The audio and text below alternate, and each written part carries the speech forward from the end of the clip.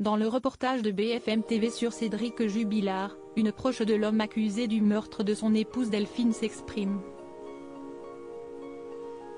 Elle raconte le mariage de l'artisan avec l'infirmière, une noce modeste et chaleureuse qui s'est déroulée 9 ans avant la disparition de la jeune femme. Le mystère reste tenace autour de la disparition de Delphine Jubilard, infirmière de 33 ans habitant à Cagnac-sur-Mine dans le Tarn. Mère de 2 enfants, Louis et Elia, elle était en procédure de divorce avec son mari Cédric Jubilard lorsqu'elle a disparu subitement dans la nuit du 15 au 16 décembre 2020. L'attention s'est rapidement tournée vers son époux qui est le dernier à l'avoir vue vivante et qui se trouve en détention provisoire pour homicide par conjoint depuis le mois de juin 2021. Qui est cet homme complexe qui clame son innocence et se comporte parallèlement de façon controversée? L'émission Ligne Rouge sur BFM TV a tenté d'apporter des éclaircissements dans son édition du 2 mai 2022, en revenant sur son parcours, de son enfance difficile à son mariage.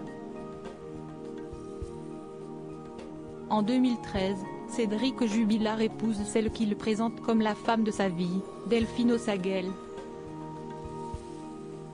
Le 23 décembre 2011, 6 ans jour pour jour après le début de leur histoire dans la moiteur de la boîte de nuit du Tarn, Bacardi, Cédric demande Delphine en mariage dans un restaurant d'Albi.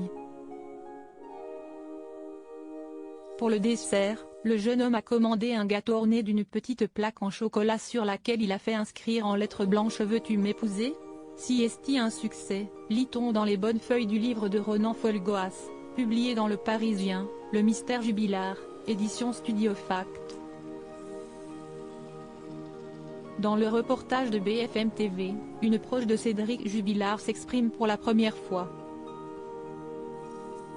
Il s'agit de celle qui avait accueilli chez elle l'homme quand il était tout petit, quand sa mère ne pouvait pas s'occuper de lui car trop jeune et instable.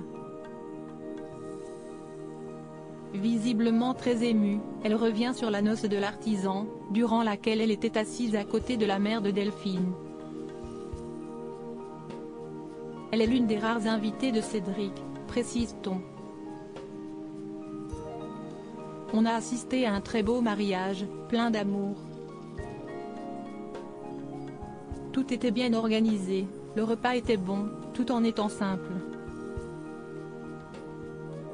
C'était un mariage restreint, parce qu'il faut comprendre que Cédric n'était pas riche, il n'avait pas l'appui de sa famille. Et Delphine, si elle avait sa maman malade et qu'elle commençait à peine à travailler, n'avait pas de gros moyens. Donc pour le mariage, ils avaient invité uniquement que des intimes, ceux qu'il avait dans leur cœur.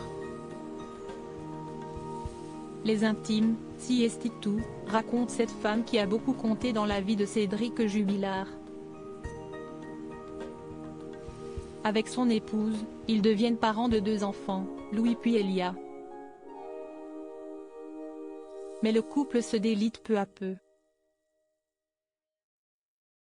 Alors que Delphine se donne à sa famille et son travail d'infirmière de nuit, Cédric se montre de plus en plus instable, son tempérament colérique et égocentrique est remarqué par tous ses proches tandis qu'il dépense beaucoup d'argent pour les jeux en ligne et ne poursuit pas à son terme les travaux de leur maison. Les amoureux s'éloignent et Delphine fait une rencontre l'été précédant sa disparition, un homme avec lequel elle se projette enfin. Un avenir auquel elle ne goûtera pourtant jamais. Cédric Jubilard reste présumé innocent des faits qui lui sont reprochés jusqu'au jugement définitif de cette affaire.